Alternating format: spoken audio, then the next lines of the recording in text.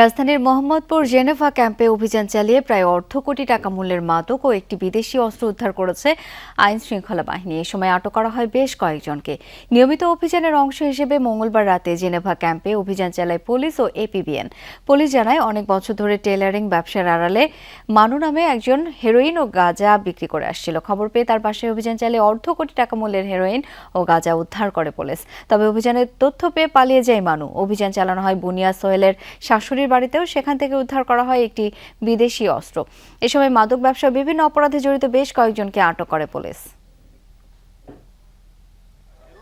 Geneva ক্যাম্পের একটা বড় সমস্যা হলো কি, আপনারা দেখেছেন যে আমরা যখন উঠি 3 তলায় লোহার গেট লাগানো থাকে, তালা মারা থাকে, প্রত্যেকটা তালা খুলতে খুলতে ছাদ দিয়ে পালানোর সুযোগ থাকে। তো এখন পর্যন্ত আমরা গ্রেপ্তার যেটা করেছি এই মনুর দোকান থেকে গ্রেপ্তার করি নাই, তবে এমনিতেই গাঁজা বিক্রি করার সময় গাঁজার হাতে আমরা বেশ কয়েকজনকে গ্রেপ্তার করেছি, যাদের এসপিবিএন গেটে রাখা হয়েছে, আপনারা দেখেছেন।